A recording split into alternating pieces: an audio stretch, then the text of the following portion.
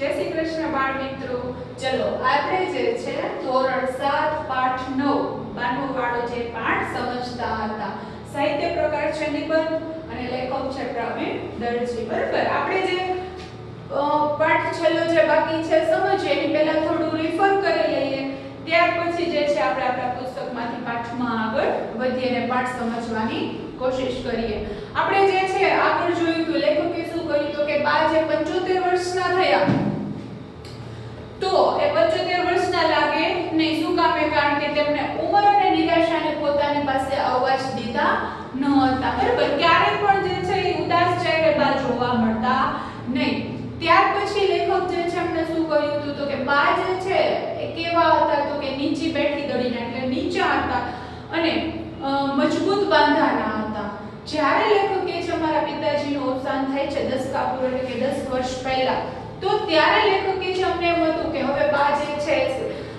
હિંમત હારી જશે પણ એવું કશું જ થયું નહીં બા જે છે સમયને જીરવી ગયા મતલબ કે એટલો જે કપરો સમય હતો તો એમાંથી પણ પસાર થઈ ગયા મુશ્કેલી ભર્યો છે સમય તો કે ઘરને સાચવવું બાળકોને ઉછેરવા તો બા એ મુશ્કેલી ભર્યા સમયમાંથી પસાર થઈ જાય છે ત્યાર પછી શું કહ્યું તો લેખકે તો કે બા જે છે બરાબર તો એને પ્રકૃતિમાં જે છે ઝાડ પાન ફળ ફૂલમાં ખૂબ જ રસ બરાબર તો અમારા કે ઘરની પછવાડે જે છે એક વાડો હતો અને એમાં ફરતે મહેંદી અને થોરના જેવા કાંટાળા વૃક્ષો હોય તો એની વાડ બનાવેલી હતી શું કામે વાડ બનાવે તો આપણે જોયું હતું ખેતરમાં પણ ફરતે વાડ હોય કે કોઈ હરાયું ઢોર જે છે એ આવી જ અને નુકસાન કરે નહીં એટલા માટે લેખક કહે છે કે બાઈ કદાચ અમને જેટલો પ્રેમ નથી કર્યો બરાબર એટલો કદાચ જે છે અમને વાડાને એટલો પ્રેમ કર્યો છે એવું પણ જે છે લેખક કહે છે ત્યાર પછી શું કહ્યું તો કે બાના વાડામાં અલગ અલગ પ્રકારના વેલાઓ બધા જે છોડ એ બધું હોય ઔષધીય વૃક્ષોની વાત કરી હતી કે અરડુસી છે ખરસાંડી છે તુલસી છે કરિયાતુ એ બધા વૃક્ષો જાણે બાનો વાડો જે છે તો એમાં એક પ્રકારનું ઔષધાલય મતલબ કે દવાખાનું હોય એવું આપણને લાગે અને એ સિવાય પણ જે છે એ રીંગણા છે બરાબર મરચી છે એના છોડ હોય પપૈયા છે એ બધું તો ખરું જ અને વેલાઓ કારેલીથી માંડી અને કંકોડી ને બધાના વેલાઓ ફૂલો પણ જે છે કરન્ટ છે ગુલાબ છે અમરીચંપી બરાબર એ બધા ફૂલો સરસ મજાના પારિજાત આપણે એ ફૂલની વાત કરી હતી કે પારિજાતના જે ફૂલો પણ થાય બાનાવાડામાં બરાબર કે જાણે સુગંધનો દરિયો આપણે જોઈ લઈએ એવું આપણને લાગે એ ઉપરાંત આપણે છેલ્લે જોયું હતું કે બાનાવાડામાં જે છે એ લીંબુ અને મીઠો લીમડો તો ખરા જ બરાબર અને બા બધાને જે કોઈ મીઠો લીમડો અને લીંબુ લેવા આવે તો આપે પણ ખરા ત્યાં સુધી આપણે જોયું હતું પછીનો પાઠ જે છે સમજવાની પહેલા અઘરા શબ્દોની સમજ મેળવી લઈએ જીવાગ્રે તો કે જીભના ટેરવે ખેરાત તો કે દાન સુરાપો એટલે વિયોગના કારણે મનમાં સતત રહેતો સંતાપ આડેધડ તો કે મન ફાવે તેમ આસ્થા એટલે શું તે કોઈ તો કે દેવોની જે છે આરતીની જ્યોતિ બરાબર અને શું કહેવાય આસ્થા ખેતાન પેતાન એટલે વેરણ શેરણ ક્લેશ મતલબ તો કે દુઃખ છે કષ્ટ છે ભદ્ર તો કે શ્રીમંત જીવન સૂત્ર એટલે શું તો કે જીવન મંત્ર વેડા તો કે સમય ત્યાર પછી છે ચાકડી એટલે શું તો કે નાની ગાગર ગોડમાર એટલે તો કે છોડની આસપાસ માટીને ખરબડીથી ખોદે બરાબર જે છોડ આપણે વાવ્યા હોય તો એની આજુબાજુમાં આપણે શું કરીએ તો કે ખોદી નાખીએ ખરબડી એટલે કે ખોદવાનું લઈને બરાબર એને શું કહેવાય ગોડમાર વર્ષાદી ગાય તો કે ગોકળ ગાય અને જેને આપણે ઇન્દ્રગો એવું નામ પણ એવા નામથી પણ આપણે ઓળખીએ છીએ ખાસ કરીને ચોમાસામાં બરાબર અત્યારે આપણે જો આ ઋતુમાં આપણને ગ્રામ્ય વિસ્તારો હોય ત્યાં આ જે ગોકળ ગાય છે જોવા આપણને મળતી હોય છે ખિદમત તો કે સેવા તૃપ્ત થાય એટલે કે પાણીથી તરબતર થાય બરાબર ચલો આપણે જોઈએ આપણા પાઠમાં આપણે જે છે પેજ નંબર 54 ઉપર જ્યાં આપણે પહોંચ્યા હતા ત્યાંથી જોઈએ તો હવે લેખક શું કહે છે જોઈએ આપણે તો કે બા જ્યાં જાય હોય ત્યાં એની વાતનો વિષય કયો હોય તો કે વાડો છે શું કામ જો આપણે પહેલા જ જોઈ ગયા કે બાને વાડા પ્રત્યે એટલો પ્રેમ હતો કોઈની સાથે વાત કરતી હોય બા તો જે છે એનો મુખ્ય વિષય શું હોય વાતનો? તો કે વાડો હોય. વાડામાં ઉગેલી અને હવે થનાર વનસ્પતિ, કે મારા વાડામાં કઈ કઈ વનસ્પતિઓ ઉગી છે, બરાબર, કઈ કઈ વનસ્પતિઓ હવે થશે, એ બધી માહિતી છે, બધો નકશો બાને છે જીભના ટેરવે. જીભના ટેરવે એટલે કે બધું જ બાને યાદ હોય, ગમે ત્યાં બેઠા હોય તો પણ બાને બધું જ યાદ હોય. બા જ્યાં જાય, લેખક શું કહે છે કે ક્યાંય ગયા હોય તો પોતાની જે થેલીમાં વિવિધ ફૂલો અને ફળોના જો એને બી મળે, બરાબર, એને એવું લાગે કે મારા વાડામાં ફૂલ નથી, કે મારા વાડામાં ફળ છે નહીં, તો એને ક્યાંયથી એવા બી મળે તો શું કરે, તો કે ક્યાંકથી લાવે. અને જો કોઈની પાસે ન હોય તો કોઈને ખેરાત પણ કરે. ખેરાત એટલે તો કે દાન, કોઈને આપે પણ ખરા, કોઈને જોતા હોય તો એ વાવવા માટે. જ્યારે લેખક કહે છે કે પોતાના જ દીકરાના ઘેર 2-3 દિવસથી વધુ રહેવાનું થાય, બરાબર, કે વતનથી દૂર રહેતા હોય દીકરાઓ, તો કમાવા માટે ગયા હોય તો ત્યાં એને 2-3 દિવસથી જો વધારે રહેવાનું થાય તો બા છે શું કરે, તો કે બા વાડા વિના સુરાપો અનુભવે. શું કામે? તો કે બાને છે વાડાની યાદ આવે, સતત ને સતત જે છે અને ચિંતા થાય, બરાબર, કોને? તો કે બાને. સુરાપો એટલે તો કે વિયોગના કારણે મનમાં સતત રહેતો સંતાપ, વાડાની જે છે સતત અને યાદ આવે. કે શું એવા મનમાં પ્રશ્ન થાય કે મારા વાડાનું શું થઈ ગયું હશે, બરાબર, કે લોકોએ નુકસાન પહોંચાડી દીધું હશે, અંદર પ્રવેશીને ભૂંડ બેસી ગયા હશે, બરાબર. ભૂંડ જે છે એકવાર જો આપણે જોઈએ કે ખેતરોમાં આવી ચડે તો શું કરે, તો કે પાકને નુકસાન પહોંચાડી દે, બરાબર. તો બાને પણ એવી ચિંતા થાય કે મારા વાડામાં ભૂંડ બેસી ગયા હશે કે નુકસાન કર્યું હશે. વાંદરાઓ જે છે તો એ જો આવી ગયા હશે તો એમણે કે ખેદાન મેદાન કરી નાખ્યું હશે, બાને એવું પણ થાય. વાંદરાઓ જે છે તો એની જાત તો કેવી, તો કે એક જગ્યાએ બેસે નહીં, બરાબર, કૂદાકૂદ કરતા હોય ને એવું કરતા હોય તો એનું તો કઈ નક્કી નહીં, બરાબર. તો એને પણ કે ખેદાન મેદાન કરી નાખ્યું હશે. લોકોએ જે છે પોતાની મેળે અંદર પ્રવેશીને આડેધડ ફૂલો ચૂંટી લીધા હશે. બાને તો ખૂબ જ આ બધું ગમતું, ફળ ફૂલ છે, પ્રકૃતિ, બરાબર, ખૂબ જ રસ હતો. બા કોઈને એમ જે છે મન ફાવે તેમ તોડવા દેતા ને ફૂલો ચૂંટવા ન દેતા. તો પછી બાને એવા પ્રશ્ન થાય કે મન ફાવે બધા ફૂલો ચૂંટી લીધા હશે, લઈ લીધા હશે. કાચા ને કાચા લીંબુ કોઈ લઈ ગયું હશે, બરાબર, લીંબુ જે છે એનું વૃક્ષ પણ હતું તો કે લોકો આવ્યા હશે તો કાચા લીંબુ લઈ ગયા હશે કે પૂછ્યા વગર, વગેરે વગેરે. આવા બધા પ્રશ્નો બાને થાય અને સતત ને સતત આવી ચિંતા થાય ને બા જે છે કેવી થઈ જાય, બેચેન થઈ જાય, એટલે કે એને છે ક્યાંય ગમે નહીં, એને હંમેશા છે વાડાની ચિંતા થયા રાખે.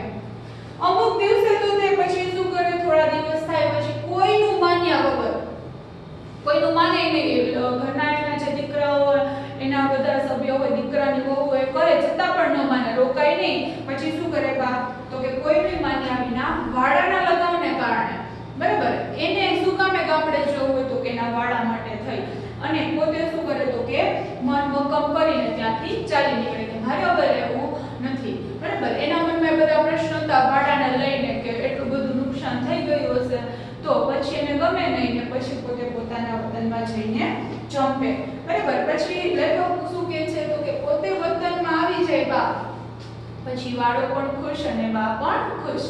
શું કામે, તો કે એને સતત વાડાની ચિંતા રહેતી, બરાબર. પછી જે છે એ જુએ કે ના બધું બરોબર છે, બરાબર, કે હવે તો હું અહીં આવી ગઈ છું, પાછું વ્યવસ્થિત બધું ધ્યાન રાખીશ. પછી છે વાડો પણ ખુશ અને બા પણ ખુશ.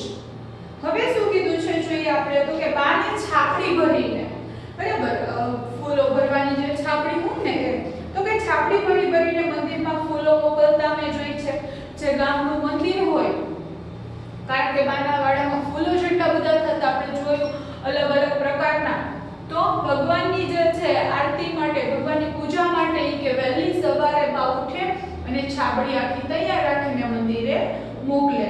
સવારે વારા ફરતી નક્કી કરેલા હોય 10 થી 12 જણ આવે તો એના માટે બા શું કરે, તો કે એ સૌને માટે બા વહેલી સવારે ઉઠે. જો એવું નહીં કે ચલો તો કોઈ આવે તો કે વાંધો નહીં, ફૂલ છે તમારે જોતા હોય એટલા તમે લઈ લો, એવું નહીં. પણ બા કોઈને અડવા ન દે. બા પોતે વહેલા ઉઠે અને ફૂલો ચૂંટે અને પિત્તળની જે સરસ મજાની આપણે જોઈએ ને કે પીળા રંગની પિત્તળની જે ચકચકતી થાળી હોય એમાં એકઠા કરી રાખે મતલબ જે છે પોતે ચૂંટી અને બધા ફૂલો એમાં રાખે, પછી શું કરે તો કે જે વ્યક્તિઓ બધા આવે તો પછી આવનારને દરેકને તે સરખા હિસ્સે વહેંચે, સરખા હિસ્સે એટલે કે સરખા ભાગે બધાને થોડા થોડા ફૂલ છે એમાં આપે, હોશે હોશે આપે, એટલે બાને જે છે બધા ફૂલો આપતાની સાથે જે છે બધા લોકોને ફૂલ આપે તો હોશે હોશે એટલે એકદમ ઉત્સાહથી આનંદ પણ એટલો થાય. શું કામે તો કે બધા ફૂલો જે છે જેટલા બધા લોકો આવતા બરાબર ભગવાનની જે આરતી પૂજા માટે જે વપરાય ને એટલા માટે બાનો ચહેરો ત્યારે આશકા જેવો નિર્મળ બની જતો. નિર્મળ એટલે એકદમ સ્વચ્છ. આપણે જોઈએ તો આશકા એટલે તો કે દેવની જે આરતીની જ્યોતિ હોય બરાબર એવો ચહેરો સરસ મજાનો સ્વચ્છ છે એ બની જતો.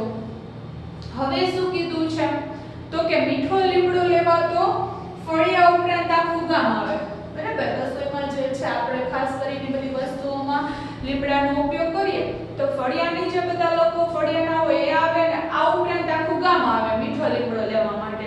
શું કામે તો કે સરસ મજાનું જે છે આપણે રસોઈમાં નાખીએ તો સ્વાદ અને સુગંધ આવતો હોય ને એ માટે.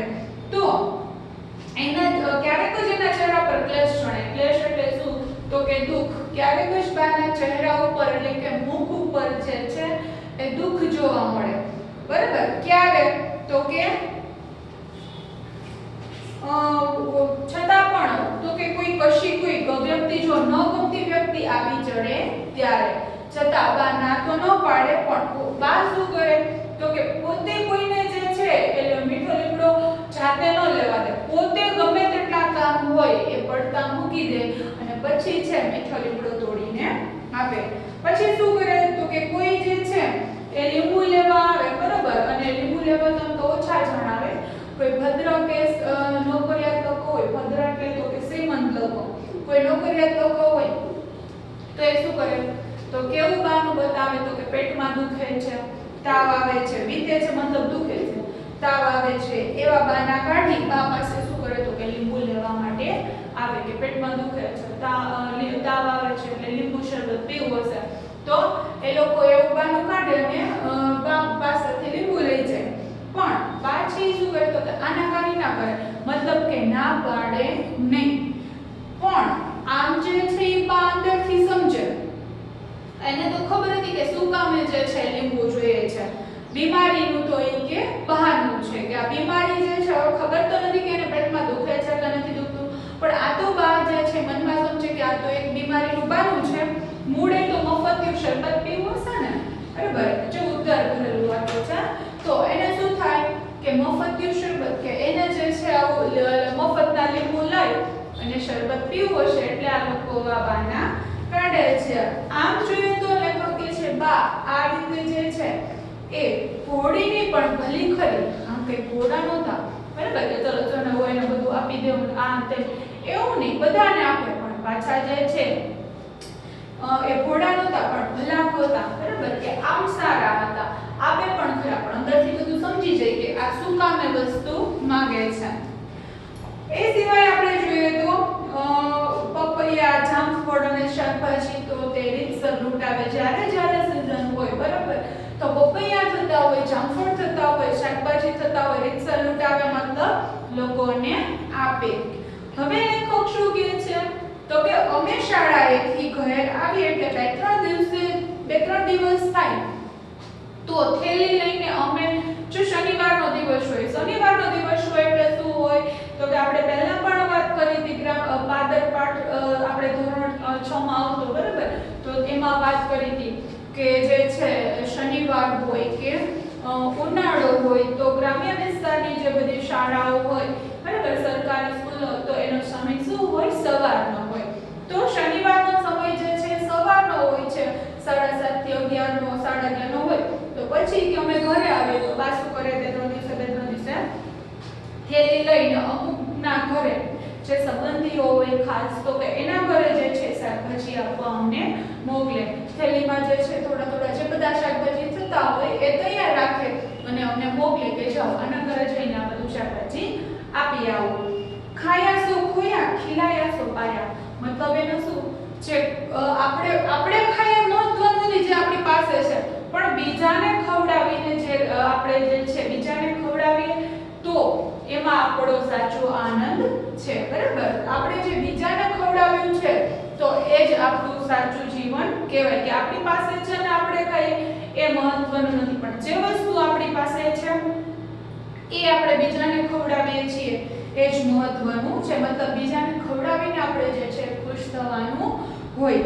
એ જાણે બાનું જીવન સૂત્ર રહ્યું છે. જો બાનું એ જીવન સૂત્ર હતું, જીવન સૂત્ર તો કે એનો જીવનનો મંત્ર હતો, એના વાળામાં તો મિત્ર ઘણી બધી વસ્તુઓ થતી ને, શાકભાજી છે, ફળો હોય, ફૂલો, તો એ કોઈને ન આપે તો પોતાને પોતા આપણા ઘરમાં એટલું બધું આપણો વાળો હોય ને એટલું બધું થતું હોય તો આપણે ઉપયોગ કરીને કેટલો કરવાના છીએ, પણ એ મહત્વનું નથી. આપણે બધા લોકોને જે છે આપણે છીએ, બરાબર, તો એ મહત્વનું છે. બીજાને ખવડાવીને આપણે ખુશ થવું જોઈએ. બાને છોડની માવજત કરવી, બરાબર, કરતી જોવી એ પણ એક લાવો છે. લાવો મતલબ આનંદ. જો શું કીધું લેખકે, તો કે છોડની માવજત કરે. માવજત એટલે સેવા ચાકરી. જો નાના છોડ હોય કે સહેલું નથી વૃક્ષો છે વાવવા એ, બરાબર, તો એનું ધ્યાન રાખવું પડે મોટા થાય ત્યાં સુધી. તો કે માવજત એટલે એની જે સેવા ચાકરી કરે એને જે છે એવી રીતે ઉછેર કરવો, તો એ પણ બા જે છે બધું કરતી હોય તો એ પણ એક લાવો છે. લાવો મતલબ આનંદ. હવે લેખક શું કહે છે જોઈએ આપણે. નળ તો કાપડે જે છે હવે થયા.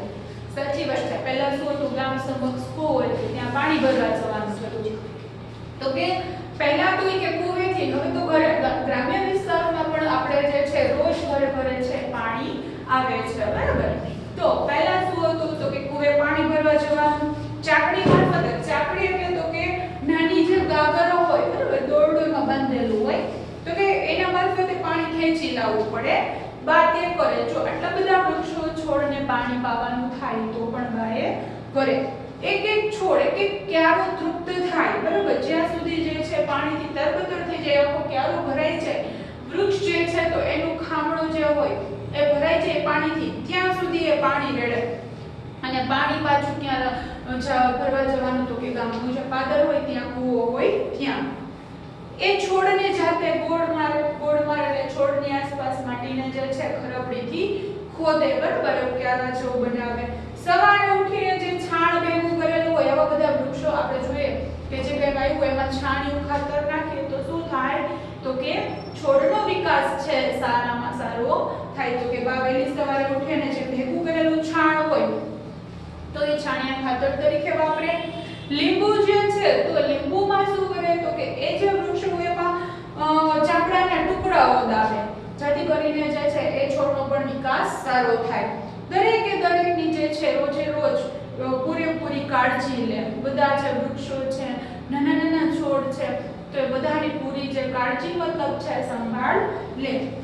વાડાના વાતાવરણમાં એકાદ છોડમાં પણ ક્યાંય ફરક પડે તો બાને જે છે એ શું થાય, તો કે તરત એની જાણ થઈ જાય કે આજે આ વૃક્ષમાં આવું થયું, આજે આ છોડમાં આવું થયું, બરાબર, તરત બાને છે ખ્યાલ આવી જાય. હવે લેખક શું કહે છે, તો કે બાને જે છે એ સાચે સાચ પામવી હોય, જોવી હોય તો વાડાની અડખે પડખે જ પામી શકાય. શું કામે, તો કે શરૂઆતમાં જોયું તું નિરંતર ઉદ્યોગ એટલે બા સતત હંમેશા આખો દિવસ છે પોતાનું કામ કર્યા રાખે, પ્રવૃત્તિ જે છે કર્યા રાખે. તો કે ક્યાં હોય બાને જોવી હોય તો પોતાના જે વાડો હતો તો એની આસપાસ જ હોય. લેખકે છે હું ખાતરીબંધ કહી શકું કે હું પૂરું ચોક્કસ રીતે કહી શકું છું કે બા વાડાની આજુબાજુમાં જ આપણને જોવા મળે. હવે લેખક શું કહે છે, તો કે બાની નજર વાડે હરણની જેમ ફરે, બરાબર, વાડે કે ફરતી બાજુ જે છે બાની નજર હોય કે ક્યાંય કોઈ પશુ પ્રવાસી નજર ના કોઈ કઈ નુકસાન નથી કરી, બરાબર, એવી એની નજર ફરતી હોય, ફરતી બાજુ વાડે કોની જેમ, તો કે હરણની જેમ છે એની નજર ફરતી હોય. પુષ્પે પતંગિયાની જેમ, જે બધા ફૂલો હોય તો એની નજર ફૂલો પર નજર બાની કેવી રીતે ફરે, તો કે પતંગિયાની જેમ જે છે એની નજર ફરતી હોય, ઉડાઉડ કરતા હોય ને પતંગિયા. શાકને માંડવે ખિસકોલીની જેમ સરકે. શાકને માંડવે પણ જે છે બધું ધ્યાન કરી લે, બરાબર, કેવી રીતે, તો કે ખિસકોલીની જેમ, ખિસકોલી કેવી સરકતી હોય એવી રીતે.